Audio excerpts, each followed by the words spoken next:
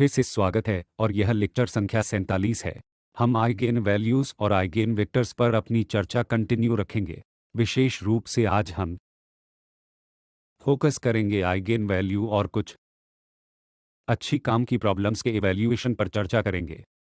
तो हम इस प्रॉब्लम से शुरू करते हैं। यहाँ इस मैट्रिक्स के आइगेन वैल्यूज़ और आइगेन वेक्टर्स खोजते हैं। फिर से बहुत ही सिंपल मैट्रिक्स है।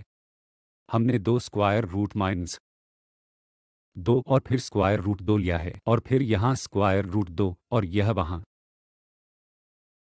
तो कैरेक्टरिस्टिक्स इक्वेशन हमें आइगेन वैल्यूज़ को खोजने के लिए पहले स्टेप के रूप में लिखना होगा, जिसका अर्थ है कि इसका डिटर्मिनेंट माइनस लैम्ब्डा आई 2 शून्य के इक्वल है, जो कि कैरेक्टरिस्टिक्स इक्वेशन है। हमारे पास है तो लैम्ब्डा को केवल डायगोनल एंट्रीज से सब्सट्रैक्ट किया जाएगा, अन्यथा यह सिर्फ मैट्रिक्स से है। तो 2 माइनस लैम्ब्डा और स्क्वायर रूट लैम्ब्डा, फिर से यहाँ एक ही एलिमेंट स्क्वायर रूट 2 होगा और फिर माइनस लैम्ब्डा शून्य के इक्वल है। और अब हम आसानी से इसे सिंप्लीफाई कर सकते हैं ताकि हम 2 माइनस लैम्ब्डा 2 यह एक माइनस लैम्ब्डा मल्टीप्लाई कर सकें और यह माइनस यह 2 तो यह माइनस 2 करके सिंप्लीफाइड कर सकते हैं। तो यह 2 माइनस लैम्ब्डा और फिर हमारे पास एक माइनस लैम्ब्डा और माइनस 2 है। तो हमें क्या मिलता है 2 और फिर यह माइनस 2 होगा और यहाँ माइनस 2, तो 3 माइनस 3 लैम्ब्डा और प्लस यह लैम्ब्डा स्क्वायर और फिर हमारे पास माइनस लैम्ब्डा माइनस 2 है। तो यह 2 कैंसिल हो जाते हैं और हमारे पास बिल्कुल यह कैरेक्टरिस्टिक्स इक्वेशन है, जो लैम्ब्डा टाइम्स यह लैम्ब्डा माइनस 3 है। तो यहाँ हमारे पास एक यह कैरेक्टरिस्टिक्स इक्वेशन है जो बताता है कि 2 आइगेन वैल्यूज़ लैम्ब्डा शून्य के इक्वल है और लैम्ब्डा 3 के इक्वल है। तो यहाँ आइगेन वैल्यूज़ लैम्ब्डा शून्य इक्वल है और लैम्ब्डा 3 के इक्वल है। तो अब हम लैम्ब्डा 1 के अनुरूप आइगेन वेक्टर्स को कंप्यूट करेंगे, जो कि पहला आइगेन वैल्यू यहाँ शून्य है। इसलिए हमें लीनियर इक्वेशन का सिस्टम में माइनस लैम्ब्डा आई एक्स शून्य के इक्वल है। तो लैम्ब्डा शून्य है, तो यह सिंपल ये है। तो हम मूल रूप से इस ए इक्वल शून्य को सॉल्व कर रहे हैं, या हम इसे एक्स के नल स्पेस को प्राप्त करने का प्रयास कर रहे हैं। एक्स शून्य के इक्वल है और इस नल स्पेस का जनरेटर या इस नल स्पेस के आधार पर आइगेन वेक्टर होगा। तो यहाँ पे प्राप्त करने के लिए हमें यहाँ स्क्वायर रूट 2 और स्क्वायर रूट 2 और एक यहाँ है और वेक्टर x 1 x 2 शून्य के इक्वल है। तो हमें इस इक्वेशन को सॉल्व करने की आवश्यकता है, इसलिए इसे प्राप्त करेंगे। यहाँ थोड़ा समय लेते हैं। तो ये 2 और स्क्वायर रूट 2 उस पहली रॉ जिसे हम वैसे ही रख सकते हैं, दूसरा स्क्वायर रूट 2 और एक है तो हम शून्य बनाना चाहते हैं। तो हम उदाहरण के लिए पहली पंक्ति को स्क्वायर रूट 2 से डिवाइड कर सकते हैं और ये शून्य हो जाएंगे और यहाँ एक एक तो यह भी शून्य होगा। तो यह पंक्ति दी गई मैट्रिक्स का रॉ रिड्यूस एशलोन फॉर्म है। हमारे पास मूल रूप से यह पहला इक्वेशन है जो कहता है कि 2x 1 minus square root 2x 2 शून्य के इक्वल है और हमारे पास एक फ्री वेरिएबल है जिसे हम जो चाहे ले सकते हैं। तो चलिए इसे x2 एक फ्री वेरिएबल है। तो हमारे नोटेशन के अनुसार यहाँ यह पहला पाइवोट है, तो यह x1 फ्री नहीं है और फिर हम x2 को फ्री ले सकते हैं, लेकिन किसी भी मामले में हम उनमें से किसी एक को ले सकते हैं और दूसरा दिए गए चुने हुए नंबर पर निर्भर करेगा। तो यहाँ x2 हम चुन सकते हैं और फिर हम x1 प्राप्त कर सकते हैं। तो इन कई संभावनाओं में से हम केवल एक वेक्टर चुन सकते हैं। उदाहरण के लिए हमने यहाँ लिया है x2 को फ्री वेरिएबल अल्फा के रूप में और फिर x1 over square root 2 minus sine के रूप में लिया है, या इसका कोई भी मल्टीपल हम उदाहरण के लिए स्क्वायर रूट 2 से मल्टीप्लाई कर सकते हैं। हम यहाँ वेक्टर भी ले सकते हैं स्क्वायर रूट 2 माइनस साइन के साथ और फिर स्क्वायर रूट 2। तो यहाँ जब हम मल्टीप्लाई बाय 2 स्क्वायर रूट 2 करते हैं तो यह 1 हो जाएगा। तो यह वेक्टर भी हम -1 और स्क्वायर रूट 2 ले सकते हैं, या हम एक ऋण स्क्वायर रूट 2 ले सकते हैं। तो हम यहाँ मल्टीप्लाई बाय किसी भी संख्या से कर सकते हैं, जो कि यहाँ कैरेक्टरिस्टिक्स एक वेक्टर या दिए गए इक्वेशन के आइगेन वेक्टर की होगा। तो यहाँ एक कैरेक्टरिस्टिक्स वेक्टर या आइगेन वेक्टर हमें लैम्ब्डा 1 इक्वल 0 के अनुरूप मिला है। इसी तरह हम लैम्ब्डा 2 के इक्वल 3 के अनुरूप आइगेन वेक्टर्स देख सकते हैं। तो हमें फिर से सिस्टम ऑफ इक्वेशन एक माइनस लैम्ब्डा आई एक्स इक्वल 0 को सॉल्व करना होगा इस टाइम, और फिर इस लैम्ब्डा को फिर से इस मैट्रिक्स से सब्सट्रैक्ट करना होगा। तो यह मैट्रिक्स यहाँ सिस्टम ऑफ इक्वेशन के लिए कोएफिशिएंट मैट्रिक्स होगा, और फिर से हमें इसका सॉल्यूशन प्राप्त करना होगा जिसे हम फिर से दूसरी रॉ के कारण चुन सकते हैं। तो जब हम पहले इक्वेशन को स्क्वायर रूट वो से मल्टीप्लाई करते हैं और फिर 2 से सब्ट्रैक्ट करते हैं तो दूसरी रॉ 0 होगी। तो इसके अनुरूप रॉ रिड्यूस फॉर्म -1 और स्क्वायर रूट 0 होगी। और अब हम इस x2 वेरिएबल को अल्फा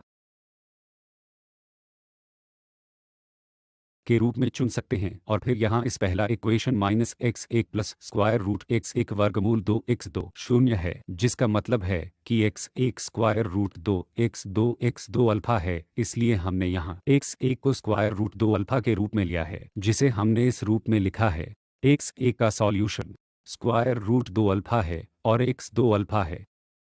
तो यह यहाँ एक और वेक्टर है इस स्क्वायर रूट 2 1 का कोई भी मल्टीपल को हम और आइगेन वेक्टर्स के रूप में ले सकते हैं। तो इस मामले में आइगेन वेक्टर्स 0 के अनुरूप -1 और स्क्वायर रूट 2 है, और यहाँ हमारे पास यह स्क्वायर रूट 2 और 1 है। और फिर से हम ध्यान दे सकते हैं कि ये आइगेन वेक्टर्स लीनियरली इंडिपेंडेंट हैं, और जैसा कि मैंने पिछले लेक्चर में कहा था कि हम इस रिजल्ट को औपचारिक रूप से प्रूव करेंगे कि डिस्टिंक्ट आइगेन वैल्यू के अनुरूप हमारे पास आइगेन वेक्टर्स हैं।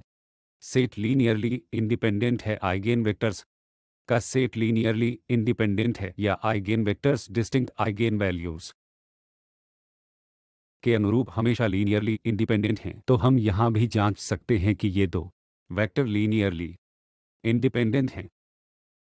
एक और प्रॉब्लम यहाँ 3 बाय 3 मैट्रिक्स है, तो 3 -2 0, और इसी प्रकार तो फिर से हम इस दिए गए मैट्रिक्स के आइगेन वैल्यूज और आइगेन वेक्टर्स खोजना चाहते हैं जो 3 बाय 3 है। इसलिए हमें फिर से इन स्टेप्स को फॉलो करना होगा कि पहले हमें कैरेक्टरिस्टिक्स इक्वेशन लिखना होगा, वहां से हम आइगेन वैल्यूज प्राप्त कर सकते हैं। तो इसकी characteristics equation determinant minus lambda I होगी। तो हमें इस लैम्ब्डा को सभी डायगोनल एंट्रीज से सब्ट्रैक्ट करना होगा जो कि 3 और 5 हैं। तो यह इस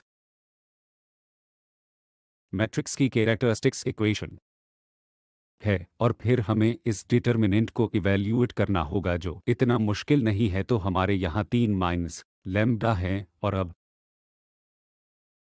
इस 3 minus lambda into 5 minus lambda और 0 यह यहाँ हो गया, और फिर हमारे पास यह माइनस माइनस प्लस 2 है। तो यह तब -2 टाइम्स 5 माइनस लैम्ब्डा होगा, और फिर शेष 0 हो जाएगा। तो यहाँ और फिर से यह इस डिटर्मिनेंट का वैल्यू है जो 0 होगा। तो यह 5 माइनस लैम्ब्डा हम दोनों टर्म्स से कॉमन ले सकते हैं। तो यहाँ हमें यह 9 मिलेगा, और फिर हमारे पास -3 लैम्ब्डा भी है। तो -6 लैम्ब्डा प्लस लैम्ब्डा स्क्वायर, तो -6 lambda plus lambda square, so minus lambda whole square. तो और फिर हमारे पास यहाँ माइनस यह 4 टर्म 2 2 4 है। तो यह यहाँ की कैरेक्टरिस्टिक्स इक्वेशन है। फिर से हम दूसरा टर्म को फैक्टराइज कर सकते हैं, यहाँ 5 माइनस लैम्ब्डा और यह लैम्ब्डा स्क्वायर -6 लैम्ब्डा और यह 5 है। तो हमें यहाँ यह 5 माइनस लैम्ब्डा वेक्टर और फिर यह लैम्ब्डा -5 और लैम्ब्डा -1 है। तो 0 के इक्वल है। तो यह कैरेक्टरिस्टिक्स इक्वेशन देखें, वहां से हम इक्वेशन की रूट्स प्राप्त कर सकते हैं। तो हमारे पास यह 5 माइनस लैम्ब्डा और लैम्ब्डा -5 होल स्क्वायर है, और ये हमारे पास यह लैम्ब्डा -1 अन्य फैक्टर है। इसलिए कैरेक्टरिस्टिक्स इक्वेशन बताता है हमारे पास मूल रूप से दो डिस्टिंक्ट आइगेन वैल्यूज हैं, पहला लैम्ब्डा 1 के इक्वल है, दूसरा 5 के, जिसे 2 टाइम्स दोहराया जाता है। तो आइगेन वैल्यूज अब 1 और 5 हैं। ये दो आइगेन वैल्यूज हैं और हमें प्रत्येक के अनुरूप आइगेन वेक्टर्स को कंप्यूट करने की आवश्यकता है। इसलिए जब हम इस लैम्ब्डा को 1 के इक्वल लेते हैं तो हमें ए माइनस लैम्ब्डा आई एक्स 0 के इक्वल यह सिस्टम ऑफ इक्वेशन मिलती है, और ए यहाँ 3 माइनस 2 0 और माइनस 2 3 0 0 0 5 था, तो यहाँ यह माइनस यह लैम्ब्डा आई और लैम्ब्डा अब 1 है, तो 1 को डायगोनल सबट्रैक्ट किया जाएगा और यहाँ वह हमारा मैट्रिक्स होगा जिसमें यह 2 माइनस 2 0 होगा और यह फिर से 2 यहाँ डायगोनल एंट्रीज 1 से रिड्यूस हो गई हैं, तो हमारे पास यह मैट्रिक्स है जिसे अब हम यहाँ सिस्टम को सॉल्व करना चाहते हैं और जिसे हमें रिड्यूस एशलोन फॉर्म में प्राप्त करने की आवश्यकता है। तो यहाँ 2 माइनस 2 और 0 हैं, यहाँ हम इसे 0 बनाना चाहते हैं, तो हम केवल रॉ संख्या 1 को जोड़ सकते हैं, तो यह 0 है और यह 0 हो जाएगा और यह 0 है, तो यहाँ 0 0 4 यह रॉ रिड्यूस फॉर्म का एक स्टेप है। और अब हम इन दो रॉ को इंटरचेंज कर सकते हैं, तो हमें 2 माइनस 2 0 0 0 और यह 4 मिलेगा और अंतिम रॉ 0 रॉ होगी। तो हमारे पास यह है, तो हमारे पास यहाँ पहले कॉलम में पाइवोट है, हमारे पास तीसरा कॉलम में पाइवोट है, दूसरा तो अनुरूप x2 यहाँ हम एक फ्री वेरिएबल चुन सकते हैं और फिर x1 और x3 को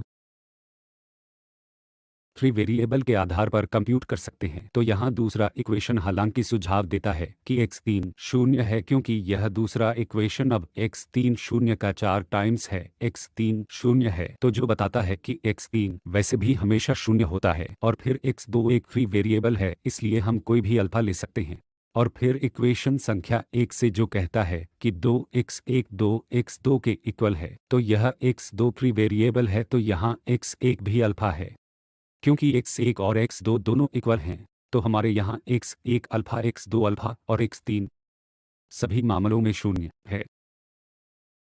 तो हमें क्या मिलता है? हम इसे इस इक्वेशन के सॉल्यूशन के रूप में प्राप्त करते हैं कि x1 x2 x3 alpha times 1 1 0 है, क्योंकि x1 अल्फा x2 भी अल्फा था और तीसरा कंपोनेंट 0 होने वाला है। तो इस मामले में इस सिस्टम का सॉल्यूशन अल्फा टाइम्स 1 1 0 है और यह वास्तव में इस मैट्रिक्स के नल स्पेस का जनरेटर है। तो हम इस नल स्पेस से कोई भी वेक्टर, कोई भी नॉन ज़ीरो वेक्टर चुन सकते हैं। तो हम 1 1 0 या इसका कोई भी मल्टीपल उदाहरण के लिए ले सकते हैं। वह इस आइगेन वैल्यू लैम्ब्डा 1 1 के इक्वल के अनुरूप वह आइगेन वेक्टर्स होगा। अगले की तरफ बढ़ते हैं, तो हमारे पास यह लैम्ब्डा 2 लैम्ब्डा 3 इक्वल है, दो आइगेन वैल्यूज बराबर हैं जो 5 है। और फिर यदि हम दिए गए ए के लिए सिस्टम ऑफ इक्वेशंस का सेटअप करते हैं, जो इस मामले में होगा, क्योंकि 5 को डायगोनल एंट्री से सब्ट्रैक्ट किया जाएगा, तो हमें यहाँ माइनस दो मिलेगा और अंतिम एंट्री डायगोनल एंट्री 0 होगी। तो हमारे पास यह सिस्टम है। और अब यह देखना दिलचस्प है कि हम इसे आसानी से रिड्यूस एशलोन फॉर्म में रिड्यूस कर सकते हैं। जब हम रॉ संख्या 1 को रॉ संख्या 2 से सब्ट्रैक्ट करते हैं, वह है पंक्ति संख्या 1 रूप पंक्ति संख्या 2, तो हमें यहाँ 0 0 और 0 मिलता है। फिर से यह 0 है, तो यह इस मैट्रिक्स के अनुरूप रॉ रिड्यूस एशलोन फॉर्म है, जो बताती है कि हमारे पास यहाँ पाइवोट एलिमेंट है और वह एकमात्र पाइवोट एलिमेंट है। तो हम x2 चुन सकते हैं और हम x3 चुन सकते हैं, हमें जो कुछ भी पसंद है। इसे यहाँ इस अल्फा 1 लेते हैं और यहाँ हम अल्फा 2 लेते हैं। तो इस इक्वेशन 1 क्या होगा? हमारे पास -x1 और -x2 0 के इक्वल है, मतलब यह x1 माइनस x2 है जो इस इक्वेशन संख्या से आ रहा है। तो यह x1 x2 मतलब माइनस अल्फा 1 है। तो अब हमारे पास यहाँ वेक्टर x1 x2 और x3 अल्फा 1 और अल्फा 2 के साथ, तो अल्फा 1 x1 के साथ हमारे पास -1 और यहाँ अल्फा 2 के साथ कंपोनेंट यह 0 है। अल्फा 2 के साथ फिर से हमारे पास x1 कंपोनेंट है जिसमें कोई अल्फा नहीं है, x2 में भी कोई अल्फा 2 नहीं है और यहाँ हमारे पास यह है। तो इस system of equation x1 x2 x3 का सॉल्यूशन अल्फा 1 टाइम्स -1 1 0 और अल्फा 2 टाइम्स 0 0 1 है। ऐसा होने पर हमारे पास वास्तव में यह यहाँ लिखा गया है। तो x2 हमने प्री वेरिएबल चुना है, x3 भी प्री वेरिएबल है और x1 माइनस अल्फा 1 के रूप में प्री वेरिएबल आ रहा है जिसको हमने इवैल्यूएट किया है और अब यह सॉल्यूशन है जो हम पहले ही लिख चुके हैं। तो यहाँ हमारे पास ये दो जनरेटर -1 1 0 और अल्फा 2 0 0 1 है। तो आप इस मामले में क्या देखते हैं कि हमें यह मिल रहा है कि दिए गए differential equation system of equation को संतुष्ट कर रहा है, इसलिए यहाँ -1 1 0 दिए गए इक्वेशन को संतुष्ट करता है, 0 0 1 भी दिए गए इक्वेशन को संतुष्ट कर रहा है और ये दोनों लीनियरली इंडिपेंडेंट भी हैं जिन्हें हम स्ट्रक्चर में देख सकते हैं। कोई भी लीनियर कॉम्बिनेशन जैसे अल्फा 1 प्लस अल्फा 2 इक्वल है, यदि हम 0 पर सेट करते हैं तो अल्फा 1 अल्फा 2 को 0 होना चाहिए। तो इस मामले के लिए लीनियर इंडिपेंडेंसी के लिए आसान जांच कहते हैं। तो हम इस लैम्ब्डा के अनुरूप जो प्राप्त कर रहे हैं वह 5 के इक्वल है जो रिपीटेड आइगेन वैल्यू था और हम यहाँ पर हमें दो लीनियरली इंडिपेंडेंट वेक्टर मिल रहे हैं जो a minus lambda i equal 0 को संतुष्ट करते हैं। तो मूल रूप से लैम्ब्डा के अनुरूप 5 के इक्वल है, हमें दो आइगेन वेक्टर्स मिल रहे हैं या कह सकते हैं दो लीनियरली इंडिपेंडेंट आइगेन वेक्टर्स हम इस मामले में प्राप्त कर रहे हैं। अब अगर हम यहाँ एक और प्रॉब्लम पर गौर करें तो इस मैट्रिक्स का आइगेन स्पेस जो कि 2 1 और 0 0 है, तो हमारे पास यह वास्तव में 4 बाय 4 है, तो थोड़ा बड़ा मैट्रिक्स लेकिन कैलकुलेशंस आसान है। तो यदि हम इस मामले में फिर से a minus lambda i x equal 0 characteristics equation को सेट करते हैं तो इसका डिटर्मिनेंट कैरेक्टरिस्टिक्स इक्वेशन देगा और यहाँ डिटर्मिनेंट क्या है, 2 माइनस लैम्ब्डा 2 माइनस लैम्ब्डा। तो इसका डिटर्मिनेंट यह 2 माइनस लैम्ब्डा 1 0 0 और यहाँ भी 0, यह 2 माइनस लैम्ब्डा 1 0 0 और 2 माइनस लैम्ब्डा है और फिर हमारे पास नहीं यह दूसरा कंपोनेंट 0 है, तो तीसरा 2 माइनस लैम्ब्डा और यह 1 और 0 0 0 और यह 2 माइनस लैम्ब्डा है। अब क्या दिलचस्प है कि यदि हम इस डिटर्मिनेंट को कंप्यूट करते हैं तो यह और फिर रेस्ट डिटर्मिनेंट हम फिर से लेंगे तो यह यहाँ 0 है, तो ये 2 माइनस लैम्ब्डा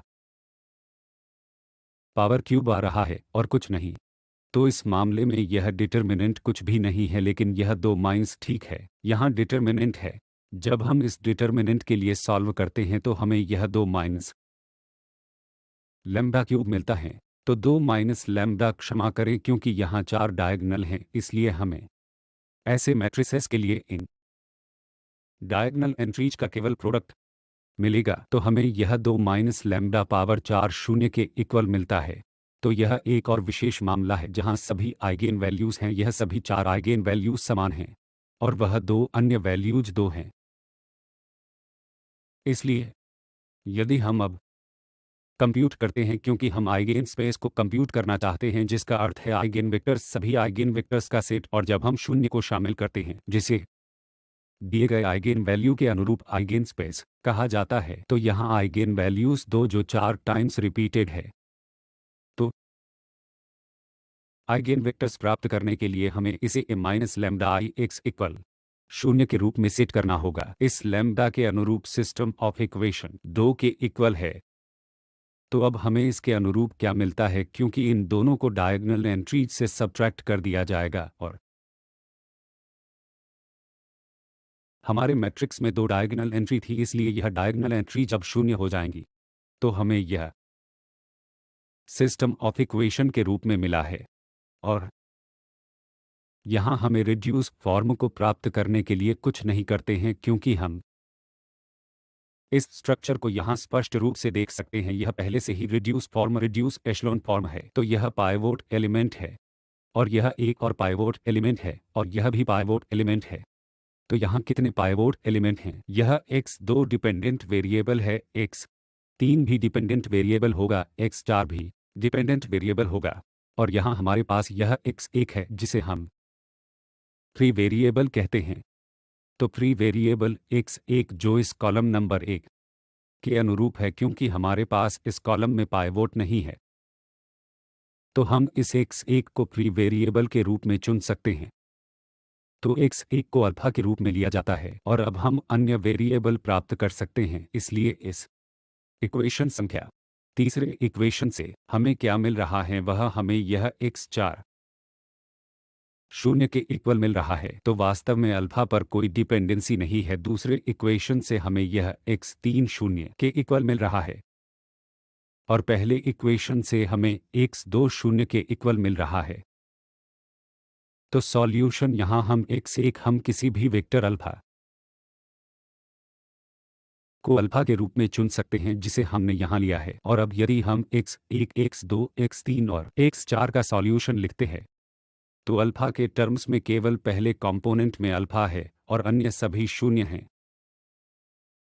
इसलिए यह इस सिस्टम ऑफ इक्वेशन का सॉल्यूशन है। इसका मतलब है कि यहाँ हमारे पास केवल एक फ्री वेरिएबल है, हालांकि 2 कई टाइम्स रिपीट हुआ है। इस उदाहरण में 2-4 टाइम्स रिपीट हुआ है, लेकिन हमें यहाँ क्या मिल रहा है? हमें केवल एक लीनियरली इंडिपेंडेंट आइगेन वेक्टर्स मिल रहा है, जबकि पिछले उदाहरण में आइगेन वैल्यू को 2 टाइम्स रिपीट किया गया था और हमें इस इक्वेशन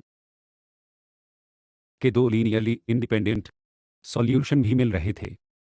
लेकिन अब हालांकि 2 को 4 टाइम्स रिपीट हुआ था, लेकिन हमें 4 टाइम्स रिपीटेड आइगेन वैल्यू 2 के अनुरूप केवल एक आइगेन वेक्टर्स मिल रहा है। तो हम इस उदाहरण के साथ अब क्या चर्चा करना चाहते हैं कि कुछ भी इस आइगेन वैल्यू के आधार पर संभव है, चाहे इसे कई टाइम्स रिपीट किया जाए। हम इस बारे में कुछ भी दावा नहीं कर सकते हैं। मेरा मतलब है कि सीधे आइगेन वैल्यू को देखते हुए हम यह दावा नहीं कर सकते कि हमें कितने लीनियरली इंडिपेंडेंट आइगेन वेक्टर्स मिलेंगे, जैसा कि इस मामले में है। आइगेन वैल्यू 4 टाइम्स रिपीट किया गया था, लेकिन हमें केवल एक लीनियरली इंडिपेंडेंट आइगेन वेक्टर्स मिला है और इस मामले में यह 1 0 0 है।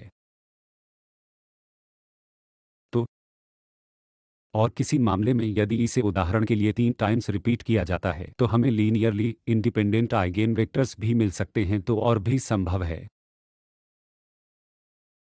ठीक है, तो इस प्रकार इन आइगेन स्पेस का आधार यह 1 3 0 है। यहाँ ट्रांसपोज इस्तेमाल किया गया है, तो यह आइगेन स्पेस के आधार पर या इस आइगेन स्पेस से किसी भी वेक्टर 0 के अलावा आइगेन वेक्टर्स है। ठीक है, तो यहाँ यह इस मैट्रिक्स के नल स्पेस के आधार पर है। यहाँ एक ट्रिपल 0 और यह ट्रांसपोज दिखाता है कि यह एक कॉलम वेक्टर है। ठीक है, तो एक और उदाहरण जहाँ हम इस मैट्रिक्स से, जो कि 1 और -2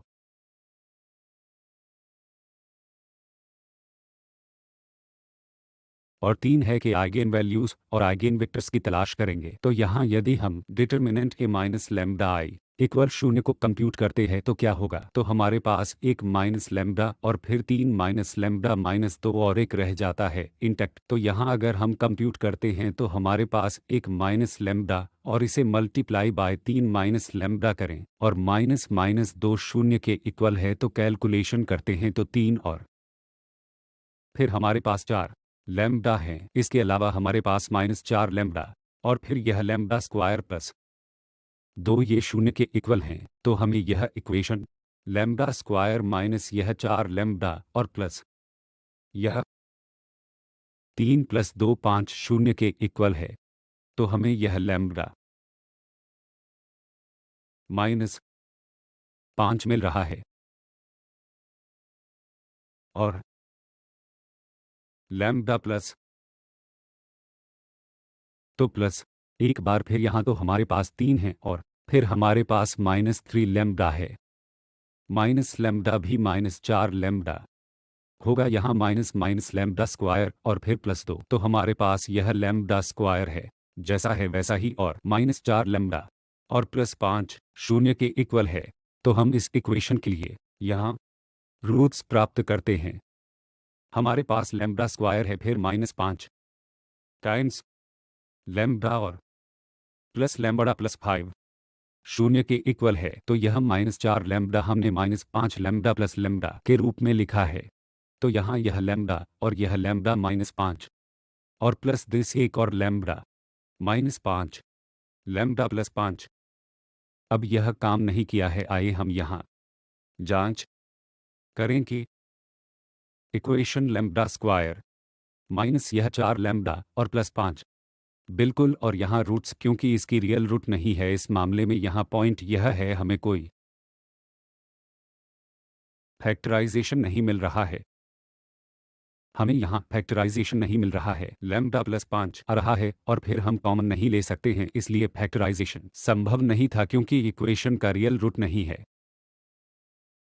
तो जब हम इस लैम्ब्डा के लिए इक्वेशन सॉल्व करते हैं तो यह त्रैमासिक इक्वेशन है, तो हम ऐसा कर सकते हैं -b यानी 4b स्क्वायर -4ac और फिर हमारे पास यहाँ 2 हैं डिवाइड बाय 2, तो यह 4 प्लस माइनस और फिर यहाँ भी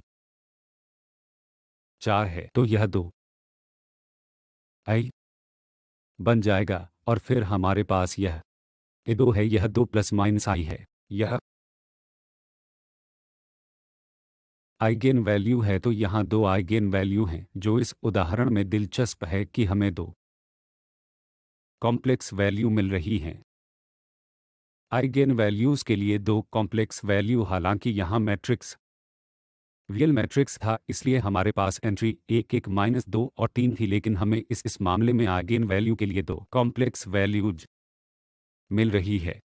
इस मामले से पता चलता है कि मैट्रिक्स एंट्रीज शायद रियल हो, हमारे पास एक रियल मैट्रिक्स हो सकता है, लेकिन हमें शायद इस कैरेक्टरिस्टिक्स इक्वेशन के कॉम्प्लेक्स रूट्स मिल सकते हैं, मतलब आइगेन वैल्यूज कॉम्प्लेक्स हो सकते हैं। तो रियल मैट्रिक्स में शायद कॉम्प्लेक्स आइगेन वैल्यूज हो, जो कि टिप्पणी है, और फिर अब इस 2 प्लस आई के अनुरूप आइगेन वेक्टर्स पहला आइगेन वैल्यू है, तो हमारे पास एक आइगेन वैल्यू 2 प्लस आई और एक 2 माइनस आई है।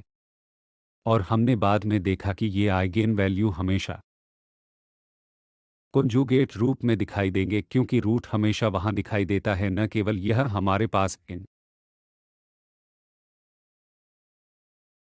कॉन्जुगेट आइगेन वैल्यू के अनुरूप आइगेन वेक्टर्स के लिए कुछ और दिलचस्प होगा। तो यदि हम 2 प्लस आई लेते हैं और फिर से सेम सिस्टम ऑफ इक्वेशन, तो यह a minus lambda I x 0 के इक्वल है, जिसे हमें सॉल्व करने की आवश्यकता है। तो यह 1 माइनस लैम्ब्डा 3 माइनस लैम्ब्डा यहाँ और x 1 x वो 0 के इक्वल होगा। तो यह इक्वेशन, और अब लैम्ब्डा 1 यह 2 प्लस आई के लिए हमें इस लैम्ब्डा को सब्स्टिट्यूट करने की आवश्यकता है, और हमें क्या मिलेगा, तो इसके अनुरूप हमारे पास यह अब आइगेन वेक्टर्स इक्वेशन का कोएफिशिएंट मैट्रिक्स है। और अब हम यह ट्रांसफॉर्मेशन करेंगे कि ये R2 अब R2 माइनस R को मल्टीप्लाई बाय इस 1 माइनस आई से। तो यदि हम इस इक्वेशन को 1 माइनस आई से मल्टीप्लाई करते हैं और इस इक्वेशन संख्या 2 से सब्ट्रैक्ट करते हैं, तो हमें क्या मिलेगा, हमें एक एशलोन फॉर्म का रिड्यूस्ड फॉर्म मिलेगा, और यह ठीक यहाँ 0 होगा। तो जब हम इसे मल्टीप्लाई बाय 1 माइनस आई करते हैं तो यह -2 होगा और यह 1 माइनस आई हो जाएगा। तो जब हम इसे सब्ट्रैक्ट करते हैं तो ठीक वही होता है जो यहाँ 0 और 0 हो रहा है, हमें यह 0 रॉ मिल रही है। तो यह पहले से ही रिड्यूस्ड रॉ रिड्यूस एशलोन फॉर्म है। और फिर हमारे पास यहाँ है, हमारे पास यह पहला समीकरण है जो 1 प्लस आई टाइम्स x है और x 2 के इक्वल है, यह पहला इक्वेशन है। और हम x 2 के लिए कोई भी आर्बिट्रेरी वैल्यू ले सकते हैं और अनुरूप x 1 प्राप्त कर सकते हैं, या हम x 1 के लिए कोई भी आर्बिट्रेरी वैल्यू ले सकते हैं, हम x 2 प्राप्त कर सकते हैं, क्योंकि केवल एक इक्वेशन है तो एक वेरिएबल हमें आर्बिट्रेरी रूप से चुनना होगा। तो ऐसा करने से यदि हम x 2 1 प्लस आई लेते हैं तो हमें x 1 के इक्वल प्राप्त होता है। तो यह एक संभावित आइगेन वेक्टर्स है जो हम यहाँ प्राप्त कर रहे हैं। तो इस लैम्ब्डा ए के अनुरूप आइगेन वेक्टर सर और कुछ नहीं बल्कि 1 और 1 प्लस आई है, जो कि आइगेन वैल्यू 2 प्लस आई के अनुरूप आइगेन वेक्टर्स है। सेम कैलकुलेशन को हम दूसरे रूट के लिए रिपीट कर सकते हैं जो कि 2 माइनस आई था, और फिर से हमें यहाँ जो मिलेगा वह सिस्टम ऑफ इक्वेशन अब हमारा मैट्रिक्स है। और यहाँ इस ट्रांसफॉर्मेशन का उपयोग करके जो कि वहाँ रॉ ट्रांसफॉर्मेशन R2 है, अब हमें R2 माइनस मिलेगा जब हम 2R1 को 1 जमा आई से मल्टीप्लाई करते हैं, और फिर सेम स्थिति यहाँ होती है जब हम 2 1 प्लस आई को मल्टीप्लाई करने पर प्राप्त कर सकें। इस मामले में हमें फिर से यह -2 वहाँ और यहाँ 1 प्लस आई जब हम सब्ट्रैक्ट करते हैं तो दूसरा रॉ शून्य हो जाएगा। तो हमारे पास इस ट्रांसफॉर्मेशन से यह रॉ रिड्यूस फॉर्म है, और फिर से हमारे पास यह इक्वेशन 1 -i x1 x2 के इक्वल है, जहाँ से हम इसे x2 इक्वल 1 -i सेट कर सकते हैं और हम x1 को 1 प्राप्त कर सकते हैं। तो इस लैम्ब्डा के अनुरूप आइगेन वेक्टर्स अब यह 1 और 1 -i है, तो हमारे पास आइगेन वेक्टर्स के रूप में 1 और 1 -i है। इसलिए यदि ये एक रियल मैट्रिक्स है तो यह परिणाम इस उदाहरण से संबंधित नहीं है, लेकिन जनरल परिणाम है जो अब हमारे पास है, क्योंकि हमने इस उदाहरण में जो देखा वह पहले आइगेन वैल्यू 2 प्लस आई था और अनुरूप आइगेन वेक्टर्स 1 प्लस आई था, और अब हमारे पास ये 2 माइनस आई और आइगेन वेक्टर्स यहाँ जो हमें 1 माइनस आई मिलता है, तो इसलिए आइगेन वेक्टर या आइगेन वेक्टर्स में से एक हमें ठीक कोंजुगेट वही मिल रहा है जो हमें आइगेन वेक्टर्स के लिए उसके कोंजुगेट के अनुरूप मिला है। तो जनरल तौर पर यहाँ एक अच्छा परिणाम हमारे पास है और ये रियल मैट्रिक्स के रूप में है और कॉम्प्लेक्स आइगेन वैल्यूज हैं। फिर इस लैम्ब्डा बार को कोंजुगेट करें तो लैम्ब्डा एक आइगेन वैल्यू है, तो कोंजुगेट भी आइगेन वैल्यू होगा, और हम वह प्राकृतिक है जो इस कैरेक्टरिस्टिक्स इक्वेशन से आ रहा है, इसलिए कोंजुगेट हमेशा रूट के रूप में रहेगा। तो यहाँ क्या दिलचस्प है वह यह है कि यह हमारे पास ए एक्स लैम्ब्डा एक्स के इक्वल है। यदि हम दोनों साइड को कोंजुगेट करते हैं तो हमें क्या मिलेगा, क्योंकि ये रियल मैट्रिक्स है तो ये वैसा ही रहेगा, और यहाँ एक्स के लिए कोंजुगेट होगा और राइट हैंड साइड लैम्ब्डा का कोंजुगेट और एक्स का कोंजुगेट होगा। तो फिर से हमारे पास यह इक्वेशन है। तो eigen values eigen vectors equation इस एक्स बार के लिए संतुष्ट है, एक्स का कोंजुगेट और राइट हैंड साइड केवल लैम्ब्डा बार है जो कि अब आइगेन वैल्यू और एक्स बार है। तो यह अब क्या बताता है कि एक्स बार यहाँ एक्स का कोंजुगेट लैम्ब्डा बार के इस कोंजुगेट के अनुरूप आइगेन वेक्टर्स होगा। तो वास्तव में हमें इसे कंप्यूट करने की आवश्यकता नहीं है, क्योंकि हम जानते हैं कि यह परिणाम इस कैलकुलेशन जो कि एक बार हमारे पास इस लैम्ब्डा के कॉम्प्लेक्स वैल्यू के अनुरूप एक आइगेन वेक्टर्स है और इसका कोंजुगेट दूसरे कोंजुगेट आइगेन वैल्यू के आइगेन वेक्टर्स होंगे। तो यहाँ हमारे पास कोंजुगेट रूट्स और कोंजुगेट आइगेन वैल्यूज यहाँ कॉम्प्लेक्स कोंजुगेट के बारे में दिलचस्प परिणाम है। तो इस मामले में डिस्टिंक्ट आइगेन वैल्यूज के अनुरूप आइगेन वेक्टर्स लीनियरली इंडिपेंडेंट हैं। यह वही है जो हमने उन कैलकुलेशंस जो हमारे पास न्यूमेरिकल कैलकुलेशंस थी के लिए देखा है, और यह भी कि हमने यहाँ क्या देखा है कि एक रियल मैट्रिक्स में कॉम्प्लेक्स आइगेन वैल्यूज हो सकता है जो यहाँ दिलचस्प है, और दोनों आइगेन वैल्यूज और आइगेन वेक्टर्स सही कॉम्प्लेक्स कोंजुगेट पेयर हैं। तो एक बार हमारे पास कॉम्प्लेक्स आइगेन वैल्यूज इसके कोंजुगेट वैल्यू के रूप में होगी और वह नहीं आइगेन वेक्टर्स भी कोंजुगेट पेयर होंगे। तो यह दिलचस्प परिणाम है जिसे हमने देखा है, और यह जनरल रूप से सच है, न कि उस उदाहरण के लिए जो हमने अभी दिखाया है। तो ये उपयोग किए गए संदर्भ हैं, और आपके अटेंशन के लिए धन्यवाद।